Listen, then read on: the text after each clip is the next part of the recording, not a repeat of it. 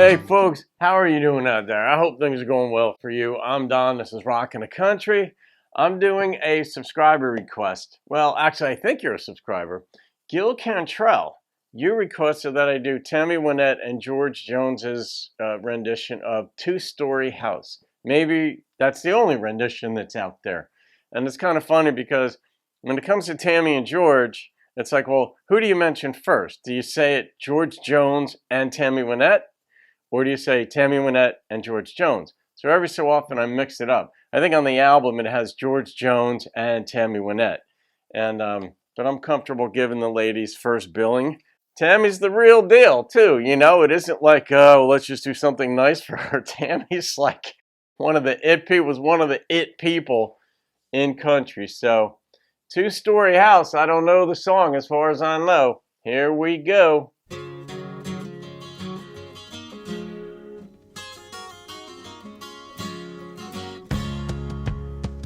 We always wanted a big two-story house. Back when we lived in that little two-room shack. We wanted fame and fortune, and we lived life the way the rich folks do. We knew somehow we'd make it together, me and you. With dreams. The joy in life is shooting for something. I was thinking this just this morning because I read a lot, and I'm reading a book about this consulting firm called McKinsey, and they're the world's biggest, most expensive consulting firm and yada, yada, yada. But I was thinking about like billionaires. Like when you've hit the top shelf, the top level, you know, you're Warren Buffett hanging out with Bill Gates. What excites you about life at that point? There isn't as much to shoot for. And this here is like, well, we're living in a shack, just a two-room house. Like you have something to shoot for. As long as we have something to shoot for, it's a reason to get up each day.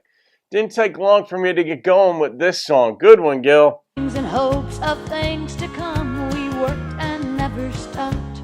Not much time for you and me, we had to reach the top. We bought that big two-story house and soon became the envy of the town. With all our work behind us, we'd finally settled down. Here it goes. Yes, we live in a two-story house. Oh, what splendor, but there's no love about. Yeah. I've got my story, And I've got mine too. How sad it is, we now live in a two-story house. That was so well put to depict how they're living.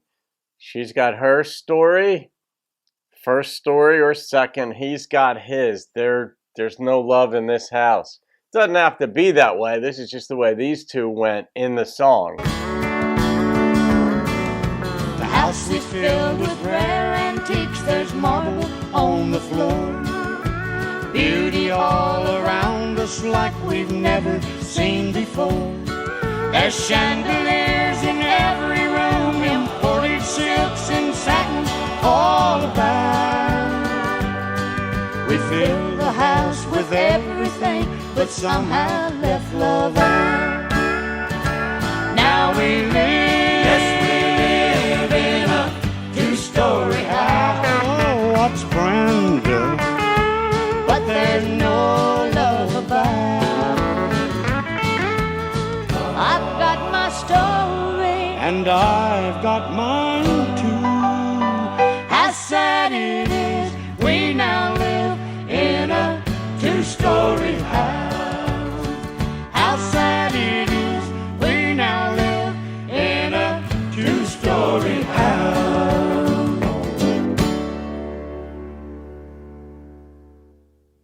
Yeah, you know, and that could even be a double entendre too, because, you know, she's got her story in the house, and he's got, of the two stories, you know, he's occupying a different story of the house.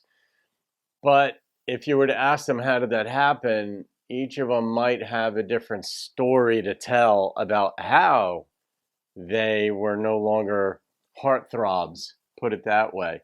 And then you wonder, is this like autobiographical or semi-autobiographical? Because, I mean, they were married and got divorced, and, you know, I don't know what point this song came out. They got back together to perform, I think, on occasion. So was this after the divorce? I'm not quite sure. I don't do all that research. I like to go in pure and just listen to a song and see how it hits me without background information on it. But Gil Cantrell, yeah, that's just a standard story where things don't cement love. Like, and everything in life is a trade-off. There's no solutions to things. I love the Thomas Sowell point. I was listening to a seminar of his a while back, and he made a really salient point there, where in life there are no solutions, just trade-offs. To get this, you give up that. And so if this seems better to you, you do this. So they got together, got married, they had their careers, went forward, they got their house. But it's a simple story of these things that we pursued. Well, we gave up time together because you have to pay for these things. And then we found out that by being apart, our love wasn't as strong as maybe we thought, or we irked each other, or the connection just sort of dwindled. So, and that's sort of like a common theme in songs. Alan Jackson has a song. Oh gosh, it's that an older couple get together, two young people full of love. Oh, I can't think of the title. But then later on, there's later in love, she can barely sweep the floor, he can barely bend down, or something like this. But living on love, that's the name of it. They don't have all the stuff, but they're living on love.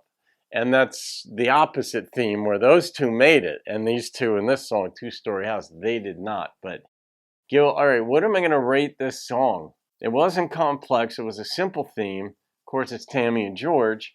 That doesn't make it a great song. I mean, even stars can sing bad songs, but, this wasn't a bad song. It wasn't a knock your socks off one either. Yeah, the number that struck me was an 8.5.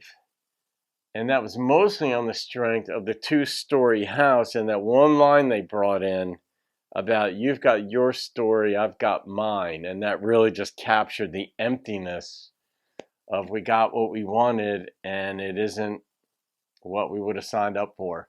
So there you go. Have a great day. I'll see you on another video. Keep rocking the country.